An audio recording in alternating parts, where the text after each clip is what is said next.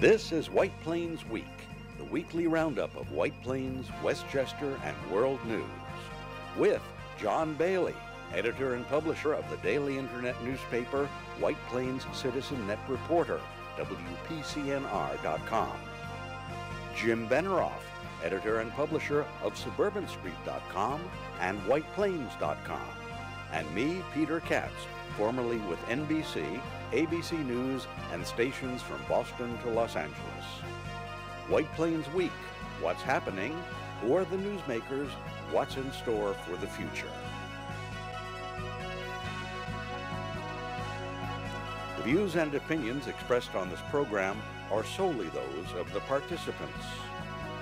White Plains Week is presented on Optimum Cable Channel 76, Verizon Fios Channel 45, and on the internet at whiteplainsweek.com, youtube.com, and wpcommunitymedia.org.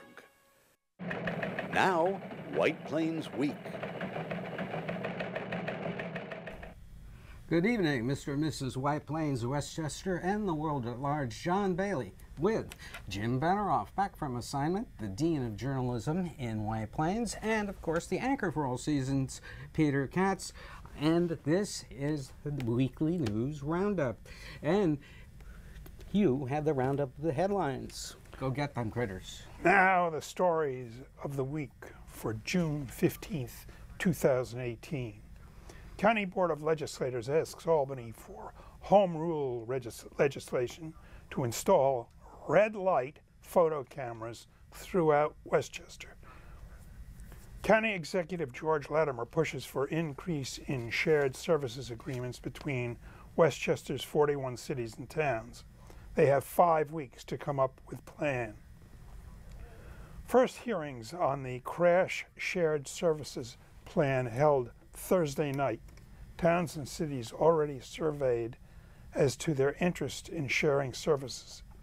Half of cities and towns have answered the survey.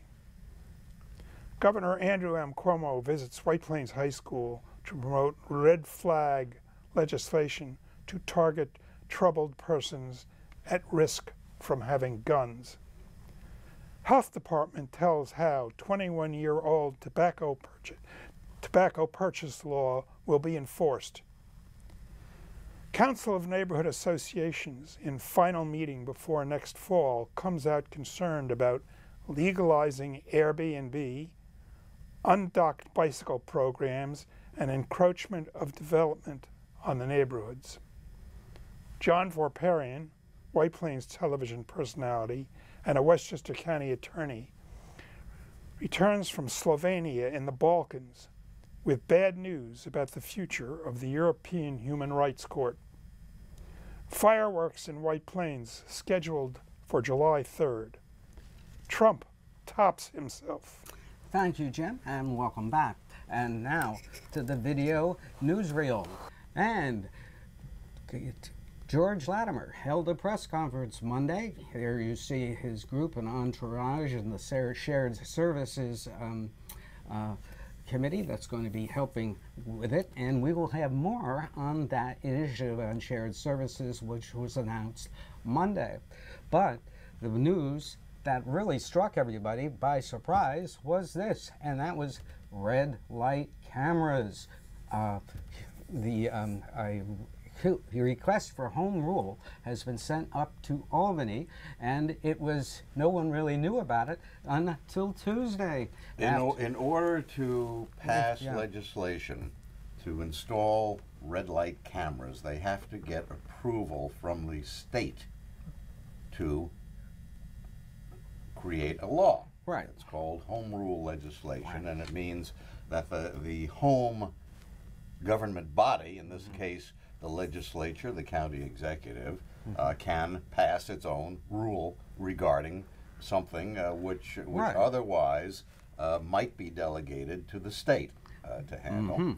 The question is, as John mentioned, this was a surprise, caught a lot of people off guard. The question, why? What is it that makes someone in Westchester County or somebody in Westchester County think that we really need red light cameras all over the place? Well, this was interesting because I I had asked the Westchester County Executive's Office whether this was Mr. Latimer's idea to ask the legislature to send this up, and they never confirmed or denied it on that question. And so Ben Boykin, shown in the slide again with this quote, was forced to put out a press release on Tuesday explaining that it was the legislator's idea and this was all just a formality, and that you can read the quote there and also on my website on the story. But come on. Why would you? I think it's a fundraiser, personally. We should have the red light camera gala once a year. This is too funny. This is ridiculous. It is ridiculous. There may be certain intersections in the county where you might need to put them in. But red light, and we're putting them in White Plains. That's already been approved, and Yonkers has it. A dozen intersections in White Plains. Yonkers has had them for a couple of years. It's basically money grab. I mean, it's a money grab. Yeah, let's be honest. And I have also heard, although I did not hear this from a formal source, but that the state is also engaging in extreme traffic enforcement. For instance, the person I spoke to was stopped by a state trooper, and he checked him for drinking, and he told the state trooper that he had had one beer hours ago. The state trooper let him go. He tested him. Yeah. But he said, your we're body being can required to typically do this. process, an ounce of alcohol per hour or something like that. But the thing about the red light cameras is they have been shown in many cases to be a good source of revenue, a constant revenue stream. There is data out there which indicates that they increase certain types of accidents and intersections. They increase rear-end collisions. And they yet, do slow down T-bone collisions. Yes, but generally the rear-end collisions increase dramatically. I can hardly wait for the Central Avenue. In some cases, it does have an effect of changing the behavior of drivers. I know, in my case, when I'm in an area where I know there are red light cameras, and generally there are signs which indicate that the cameras are there, I err on the side of caution. When the light turns yellow, I don't wait for it to get close to turning red. I stop even if it's still yellow by the time I'm stopped. Absolutely. Now that may be rather dangerous behavior because you have to look in the rearview mirror. The driver behind you, may be tailgating. Technically, the driver behind you, if they hit you, is always at fault because they're supposed to stay a certain amount of. But they don't. Yeah. Well, I know they don't, but it's still... generally one car length for every 10 miles an hour of speed is the bare minimum. But, to have this dropped on us, all of a sudden... It's White Plains type policy. They're doing this just like White Plains does it. They drop it in at the last minute and slowly pass it. Yeah, well, Boykin says this came from the legislature. It was their idea. Okay, whose idea? Yeah. Who is going to stand up and say, me, I did it? Who is going to say, Don't I belled the cat? Yeah. But speaking of belling the cat, George Latimer held a news conference Monday morning on a new shared services initiative, and let's listen. But there are a host of different areas that we could deal with, and I think that's really what the challenge is here now, is to be creative, to be inclusive in our thinking, to look at every area of responsibility that a village, town, city government has, a school district has, and the county government has, and be willing to go where we haven't gone before, which is to determine where those cooperations may work over the dotted line of this government versus that government. So I think, John, we're being proactive to try to engender the dialogue, to try to point out the examples where they exist, as the one we just talked about in Mount Kisco. There are others that are out there, and there are some that are prospective. And where we see the opportunity for local government to cooperate, this is where Patty's expertise comes in within the association that she's in. She understands intrinsically the structure of budgeting and service delivery at the village level. And we have 20 villages in the county of various sizes. And so I think having that kind of expertise on this broader team will help us match up. But at the end of the day, It's still going to be the decision of each municipality if they want to join it or not. And they, I'm sure, you know, the thinking that Gina mentioned from Mount Kisco, it has to work on their level of economics and delivery of service so that it makes sense. I think there are those connections. We're not going to force feed them, but I think we're going to do everything we can to make them possible, and that's what the purpose of our plan is. So you are going to make suggestions? Yeah, Okay. make suggestions, yeah. I think we'll work together to try to find what we think is the best way. The important thing, the headset, is what I said earlier. We are not approaching this as us and you. We're approaching this as we. And in fact, as you know, we've tried many, many things with that mindset, the we of discussion, the we of decision making. So we're sitting down with our fellow local governments. We're a local government too. And we sit down and we try to say, okay, here's what we do, here's what you do, here's what we could do, here's what it would cost, so it's a we. And I think that's it's a differentiation. I mean, you know, you've had in other cycles, folks in the county say, we're the bigger government, we're the regional government, you know, we should drive the train, you should do, we're not approaching it that way. And we think that we can make, you know, common purpose by being cooperative that way. Now, the idea is that if you can get various municipalities to work together, they can save money because you're not duplicating things. White Plains won't be duplicating everything that Greenberg has. We can share services and do things. The problem with all of this, of course, is that there is something called empire building, which is very common in government and politics. Nobody likes to have their empire destroyed. Exactly. Yes. Now, we saw this right here in White Plains a couple of years ago. The city government sat down with the school system, and they had a shared services committee, and they worked for maybe it was a year and a half or 2 years. $75,000. They ended up saving $75,000, and one of the key features, the things they could share, was that when they had to buy new windshield wipers for various vehicles, they could buy them together and get a lower price. Well, that takes your breath away, and the first of two hearings were held on Thursday. I attended the one in Mount Kisco, shown here, and that shows you some of the persons that are going to be helping. Now, this is on the shared services, yes. And of course, this attracted a huge crowd in Mount Kisco, yes, right? Yes, that was it. About 14 people when I took this shot, and it was an intriguing thing because after the hearing, I asked this man, Dr. James Malatros of the Rockefeller Institute. Oh my goodness, I misspelled Rockefeller. How quickly we forget. But be that as it may, he said that they have already had surveys turned in. About half of the towns and villages, that's the survey, had turned in the surveys, and they're expecting to catch up on the rest of them as they interviewed these folks. Look, it's a very nice idea. It's a feel-good idea. It has certain practical benefits, and it could work, but don't hold your breath because of the political realities. Yeah. No? Jim, you're smiling as if you know something about political realities. Well, yeah. I think that, well, one of the things I think is that the smaller villages and towns probably should work more on shared services than necessarily the cities. I mean, the cities are self-contained and much more self-contained entities, so I don't know if it's going to be as beneficial to them as it will be to the smaller communities. They have 5 weeks before they have to present the plan actually to the County Board of Legislators for approval, and I asked if the doctor there, whether or not they could expect a moving up of the dates by the governor, and he said he really didn't think that was going to happen.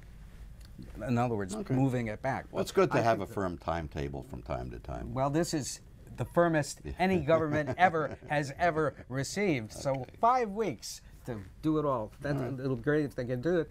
And meanwhile, there's a very important visit. Well, there was an anti-gun gathering at White Plains High School on Tuesday when students, elected officials, teachers union leaders, and others gathered with Governor Cuomo to push for passage of what's called the Red Flag Bill legislation, which will allow parents or teachers to petition a judge to order guns removed from the homes of, let's say, students who have been identified as possible threats.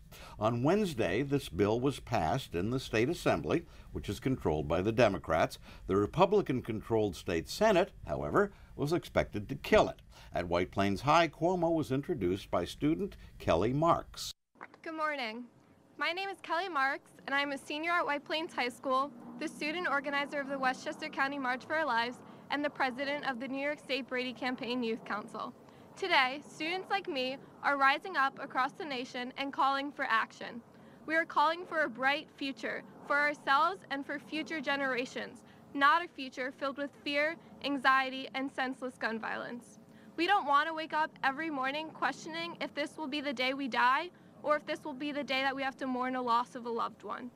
Congress has the power to save lives by enacting common sense legislation regarding gun safety. If Congress fails us, we have the power to vote them out. We have traumatized an entire generation. It's happening everywhere. I mean, look how low we have deteriorated. God bless the advocates who are here today and the groups who have organized, who blow a horn that says, this is not normal, people. Wake up.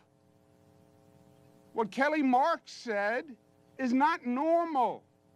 You're not supposed to go to high school wondering if this is going to be the day that your high school has a shooting. It's not supposed to be that way. And there's a level of acceptance in our political system that is shocking, disturbing, and disgusting. There's nothing we can do. Well, it's politics. No, it's not. There's plenty we can do. And it's not politics, it's common sense. I don't care if you're a gun owner or a non-gun owner. You don't want your child killed when they go to school.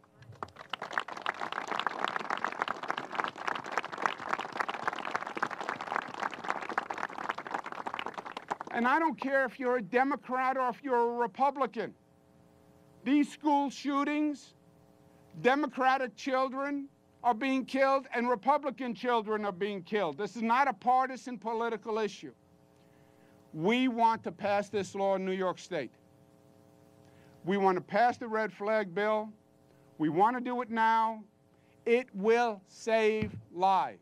It will save lives and will be a model to the nation.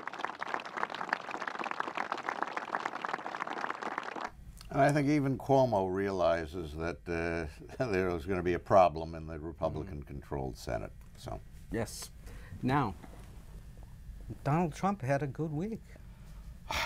John, most political pundits say what happened this morning was the most mind-boggling thing that they have ever seen happen in the driveway at the White House. Because in what's called a press gaggle, which lasted 45 minutes, where reporters gather and ask questions of the president, Trump unleashed a constant barrage of BS and outright lies on a host of subjects, ranging from him not knowing anything about EPA Administrator Scott Pruitt using his office to do crooked things to line his pockets and those of his friends and wife, to blaming the Democrats for his administration's new policy of imprisoning people seeking asylum and taking away their children. This went on for 45 minutes. Earlier, President Trump told Fox News in an interview on Fox and Friends that he wants the American people to behave toward him the way the North Korean people behave toward their brutal dictator and murderer, Kim Jong-un. The North Korean people happen to be terrorized by Kim Jong-un. New York's Attorney General is not terrorized because the Attorney General's office has filed suit against Donald Trump and members of his family for fraud in connection with the Trump Foundation. The suit says the Trump Foundation was nothing but a giant slush fund, which Trump used to line his own pockets and pay personal and company expenses and spend money on his campaign for president, which people had contributed thinking it was a legitimate charity. It is illegal for tax-exempt nonprofits to support political campaigns and illegal for foundation officials to engage in self-dealing. The state attorney general also has referred the matter to the Internal Revenue Service because overall fraud also involves tax fraud.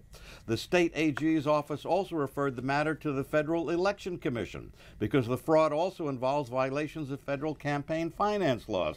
The Trump Foundation has been under investigation by New York State for 2 years. The Attorney General's investigators are said to have several smoking guns, including documents signed by Trump and in Trump's own handwriting, and that of his former campaign manager, Corey Lewandowski, which detail some of the illegal use of foundation money.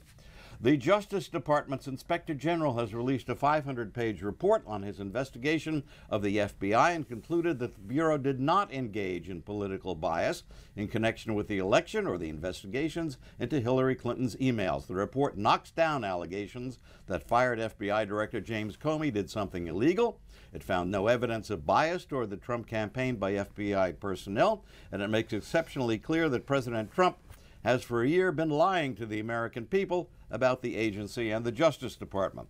Should a U.S. president salute a general in the armed forces of a dictator who has threatened to use nuclear weapons against the U.S.?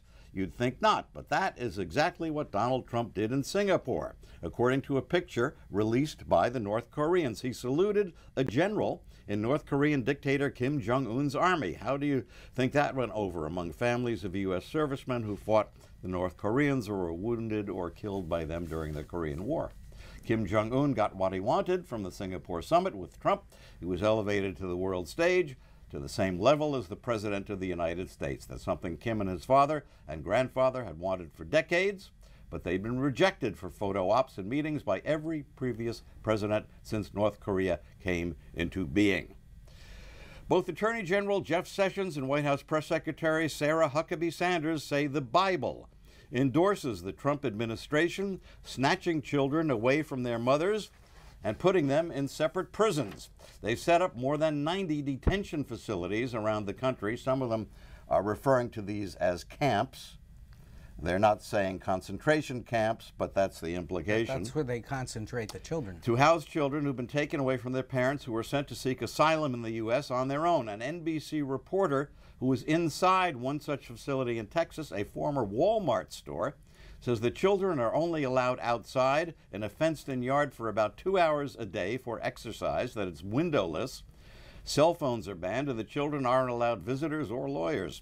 Jared Kushner and his wife Ivanka Trump, who are working at the White House, made at least $82 million in outside income. Did they use their influence to shape government policies to help their earnings? Some people are asking that, so stay tuned. Michael Cohen, who at some point was Trump's lawyer and business associate and fixer, Trump this morning told reporters that Michael Cohen is not his lawyer, was reported this week to be ready to flip and start telling special counsel Robert Mueller what he knows. Trump has been distancing himself from Cohen for weeks. It was learned this week that Cohen's lawyers quit, and he's been shopping around for replacement lawyers. John, do you have a law degree? Are there any lawyers left? Jim, do you have a law degree? Listen, I could do it. White Plains lawyers need work. Right, exactly. But speaking of law, while you were gone, they passed a legislation raising the age in which you can buy tobacco to 21, Jim. And here is what we found out about how it is going to be enforced. The law will be enforced by the county health department. The owners of the vape shops, tobacco sellers, do not have to maintain a list of all sales and names of who bought tobacco. They are required to ask for proof of age for anyone who looks under 25. Will there be sting operations? They say they are in committal on that. The new legislation will be enforced under the department's ATUPA, Adolescent Tobacco Use Prevention Act program. We have to find more about that. And what are the penalties that they face if they sell tobacco to an 18, 19, or 20-year-old or lower? God knows. I'm just buying these for my father, sir. That's what I used to say, you know. If you violate these laws, the present fines are up to $2,500, a surcharge of $50 for each violation. loss of your certificate of registration to sell tobacco products and herbal cigarettes, and suspension of your lottery license, which is a huge moneymaker for stores. You know, when we reported this last week, I said it would have been nice if Benerofe were here for this story, because But he is. Because he was one of the early crusaders when it wasn't so politically correct to be against smoking. So when you found out about this, were you pleased? Yeah, well, I obviously was pleased. It's my feeling that the tobacco industry should technically be put out of business. Now, that's a drastic move, so to speak, but they're making a product which kills people, period. There's no exception. If you smoke, you're going to get sick in some way after a period of time. And in many cases, you're going to die. You know what's interesting to me is that it's been a couple of decades now that really tobacco advertising has been banned from television and sharply diminished in print media or anywhere else. I mean, you don't see Marlboro Man billboards along the highways the way you used to. But Peter, and yet the industry is still the industry. We are seeing a lot of movies and television shows glamorizing smoking by having their heroes and their villains smoking cigarettes. The macho look of the cigarette is back, and the media that manufacture movies and entertainment and feature their actors smoking or vaping or whatever are doing a tremendous disservice, and it's just as well commercializing smoking as what the macho I know, guy from time to time, there would be editorials from Jim appearing in the print version of Suburban Street. You know, when print versions of newspapers were still a viable thing to put out in many cases, and to a certain extent, Jim contributed really to this movement, which has finally had an effect. Right, and finally, John Vorparian, a White Plains television personality and county attorney, returned from Slovenia, where he attended a conference on the future of the of the European Human Rights Court, which is where protests against various treatment of people are human rights violations are right. heard. And he is interviewed on People to Be Heard this week. You can see it on wpcommunitymedia.org and later today at whiteplainsweek.com. It's a very fascinating and rather chilling 28 minutes. And right now, John Bailey. I think we've had a chilling 28 minutes on our own right now, haven't we? Yes, but be that as it may, it happened, and it is happening, and you should pay attention to it. And I have to say this, Andrew Cuomo says it like it is. John Bailey, Jim Benerofe, Peter Katz, good night for White Plains Week. This has been White Plains Week, news and commentary about White Plains, Westchester, and the world. The views and opinions expressed on this program were solely those of the participants. White Plains Week, produced by White Plains Citizen Net Reporter and presented on Optimum Cable Channel 76 and Verizon Fios Channel 45.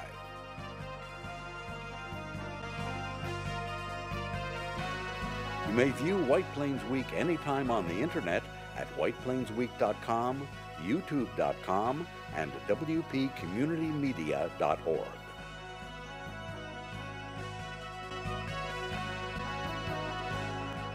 For White Plains Week, this is Peter Katz speaking.